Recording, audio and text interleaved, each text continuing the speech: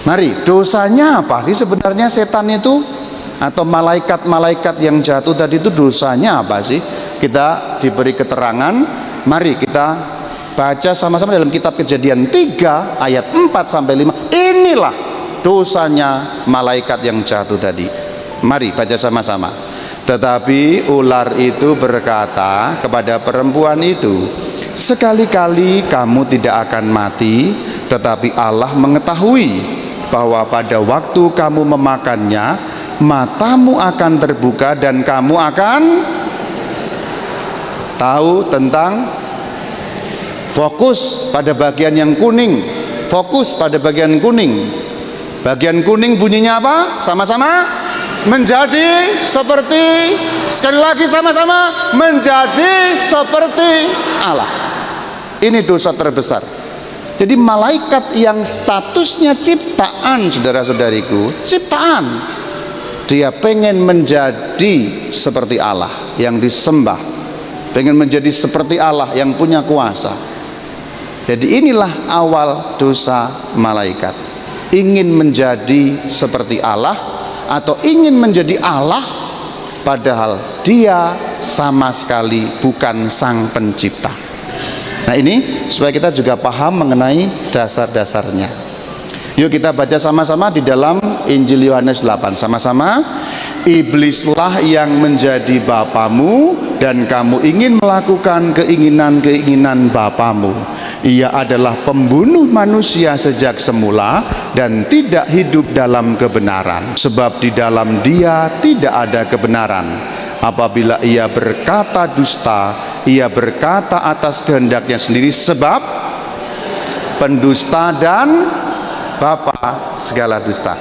Nanti kalau masih ada waktu aku tunjukkan bagaimana penerapan ayat ini mengenai dunia gaib, mengenai dunia setan. Nanti nyambung kepada pertanyaan Bapak yang di depan, bedanya apa akan nyambung ke sini. Jadi setan itu bapa segala dusta. Terbuka lagi sekarang pertanyaan supaya makin memperjelas. Jadi sekarang alurnya kita mulai tahu, malaikat diciptakan Tuhan semuanya baik, punya kehendak. Karena punya kehendak mereka memilih, ada yang jatuh. Kenapa kok jatuh? Ingin menjadi Allah. Akhirnya mereka jatuh dalam dosa, berubah istilahnya menjadi setan, iblis, dan di saat itu mereka dengan radikal dan tetap menolak kerajaan Allah. Maka tidak bisa bertobat karena tetap sekali selama-lamanya dosa terus dan dosa terus. Silakan pertanyaan. Iya. Yang belum dulu Pak, nanti saya beri kesempatan lagi. Iya. Karena yang bagian pertama tadi juga belum saya jawab. Terima kasih Pastor, saya Elizabeth. Saya mau tanya tentang yang tadi bahwa kalau sudah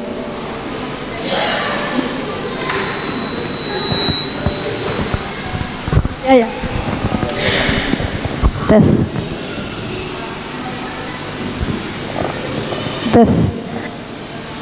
Kok nggak bisa sih? Katakan di kitab suci tadi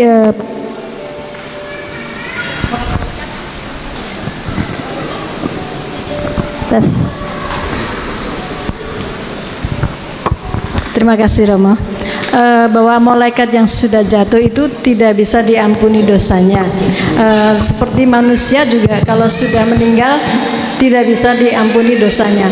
Bagaimana dengan doa-doa kita untuk para arwah itu Romo? Saya betulkan sedikit Bu, bukan tidak bisa diampuni dosanya, tetapi tidak bisa bertobat.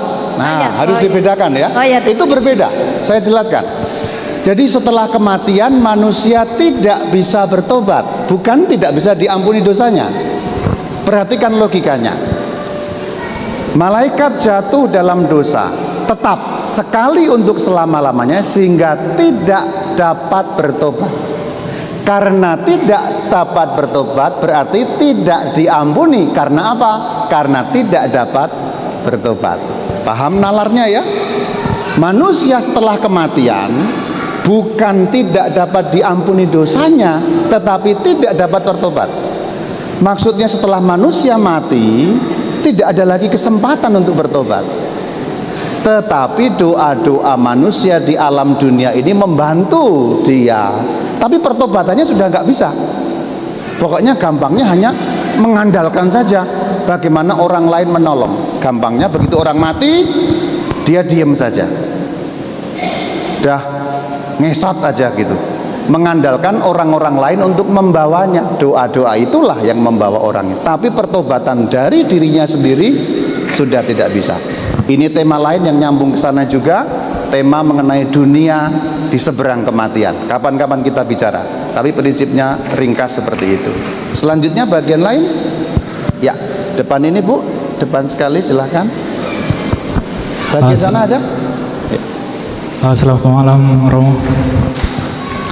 Saya masih penasaran yang dimaksud dengan malaikat di sini Romo, yang dimana tadi Romo menjelaskan bahwa sebelum bumi ini udah ada malaikat. Nah, malaikat yang dimaksud di dalam Alkitab itu apa sih Romo? Gitu. Nah, tujuan Tuhan menciptakan malaikat itu untuk apa? Apakah itu tujuannya untuk menjaga manusia atau apakah ada tujuan yang lain? Gitu Romo. Nah, yang ketiga itu kalau kita tarik seperti kehidupan sekarang, yang dimana orang lebih percaya kepada mitos, itu bisa disebut juga dengan alam gaib, yang dimana mereka melakukan sesembahan ke misalnya contohnya kayak di Jogja itu mereka melakukan sebuah membuat sebuah sesajen ke ke pantai Parangtritis. Karena kenapa? Itu untuk mempercayai Ratu Nyi Roro Kidul. Nah, apakah itu bertentangan dengan gereja Romo? Karena ya menurut saya itu udah udah jauh dari nalar manusia, karena itu bertolak belakang kepada manusia, yang dimana orang malah percaya kepada mistis dibandingkan kepada Tuhan. Terima kasih Romo. Baik, malaikat gunanya apa? Ini gunanya. Yuk kita baca sekali lagi bersama-sama.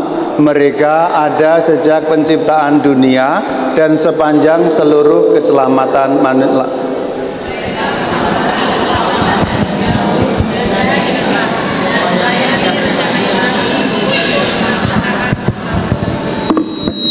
Nah, itulah gunanya. Mikrofon yang awal tadi mana? Saya lebih nyaman. Inilah gunanya malaikat. Jadi malaikat itu melayani rencana ilahi. Jadi pelayan. Apapun yang Tuhan suruh, mereka melaksanakan. Jadi malaikat dijelaskan di sini bagian yang melayani rencana ilahi. Tuhan pengen apa? Nyuruh malaikat. Tuhan pengen apa? Nyuruh malaikat. Itu gampang intinya. Pertanyaan kedua, yang di mana-mana ada halal gaib seperti itu, apakah bertentangan dengan ajaran Katolik? Tentu saja bertentangan. Karena kita meminta hanya kepada Allah saja. Ayat pertama atau perintah pertama dari 10 perintah Allah, jangan ada padamu Allah lain. Jelas sekali. Sedangkan tidak sedikit orang, nyambung juga ke Bapak tadi itu, yang justru meminta ke tempat-tempat seperti itu. Siapa dalang di balik itu? Siapa dalang di balik itu? Sosok siapa di balik itu? Malaikat yang jatuh. Logikanya dari mana? Karena malaikat yang jatuh pengen disembah seperti Allah, pengen dimohon seperti Allah, pengen orang-orang datang kepadanya, dia seperti Allah. Jadi di balik tempat-tempat apapun tempatnya, apapun namanya, apapun istilahnya, tempat sana minta ini, tempat sana minta itu, di balik itu tidak mungkin Tuhan. Di balik itu selalu merupakan malaikat yang jatuh. Dari mana dasar dan nalarnya? Karena mereka ingin menjadi seperti Allah. Coba dibayangkan, ketika contoh di sini dipasang, di sini ada Mbah siapa? Mbah Made, ya, nama fiktif ya, Mbah Made. Di sini ada petilasan Mbah Made. Kalau kamu datang ke sini bawa sesajen, setiap kali datang ke sini tirakat. Nah, jadi orang datang kepada Mbah Made. Mbah Made yang sudah nggak ada itu, sudah mati dianya Mbah Madenya gitu. membawa sesajen. Siapa di balik itu? Di balik itu adalah malaikat yang jatuh alias setan. Kenapa dia kurang kerjaan? Karena dia pengen menjadi Allah. Ketika orang datang ritual, ya, itu seperti orang menyembahnya, seperti orang berbakti kepadanya, seperti orang melakukan penyembahan kepada setan yang dibalik itu, sehingga disitulah dia memuaskan egonya sendiri, yaitu setan tadi itu. Dia merasa sekarang tercapai cita-citaku, orang-orang datang untuk mengagungkan aku. Wis kayak setan belum? Nanggap maksudnya ya? Semua tempat seperti itu, di balik itu pasti kuasa gelap yang datang. Kita sujud, kita mohon. Kenapa? Ya karena itu motivasinya. Jadi tempat-tempat seperti itu, mau pesugihan minta kaya, mau pengasihan minta cantik. Kalau kamu wajahnya miring, mata satu di sini satu di sini, dikasih pengasihan.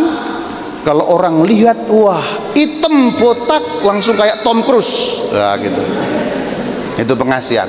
Semua di balik itu dalangnya adalah malaikat yang jatuh, karena dia pengen disembah, dia pengen dimohon, dia pengen orang datang kepadanya untuk memuliakan dia. Cukup jelas?